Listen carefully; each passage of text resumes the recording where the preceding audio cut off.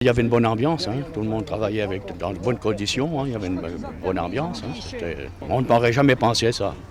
On n'aurait jamais pensé ça. Les gens aimaient bien travailler, puis dans le calme, jamais d'ennui, jamais rien. Ah oui. Eh bien, ça le fait comme beaucoup de gens qui sont là, ça fait un petit creux dans le creux d'estomac, et puis on n'oubliera jamais ça, vous savez. Quand vous vous retournez puis que vous voyez les gravats comme ça fait ça fait drôle, hein. Ça fait drôle, hein. C'est malheureux, hein. Puis dire qu'il y en a une autre là-bas qui est fermée aussi. Hein? Ça y est, là, c'est bon. Oh. Et voilà. Eh oui, je vous disais, on n'a pas le temps de dire où elle est tombée. Malheureusement, les deux entreprises de main-d'œuvre qui étaient Paul Perrin, dont vous avez assisté à la chute définitive de la cheminée, et à la fermeture de l'usine Boussac, eh bien, c'est tout le textile traditionnel qui s'en va. C'est bien regrettable parce que pour nous, encore une nouvelle fois, une page Nomexen vient de se tourner là. Et les personnes, les habitants, les anciens salariés ont tous le cœur gros de voir partir ce patrimoine. Alors, cette entreprise s'est créée de fin des années 1880-1890. C'est Calame Béguin donc, qui a créé cette entreprise. Pourquoi il l'a créée ici? Parce qu'il voulait fixer les 28 jours.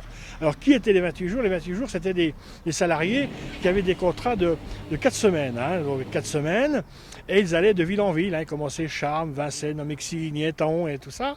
Et il a voulu les fixer. Donc, il a créé cette entreprise. Et ensuite, il a fait de l'immobilier.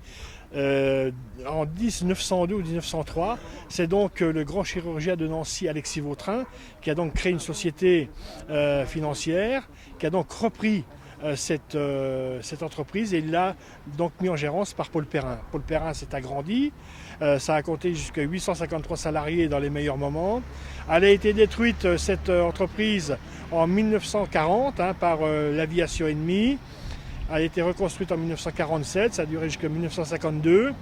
Cette entreprise a eu dans ses murs la filature la plus moderne d'Europe. Et le jour de l'opération Porte Ouverte, 15 000 Vosgiens se sont déplacés pour venir la voir parce que c'était quelque chose absolument de fabuleux.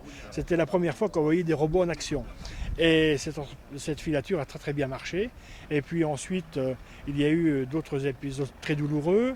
Il y a eu en 1984 le clash quasiment parce que l'usine était en cessation de paiement.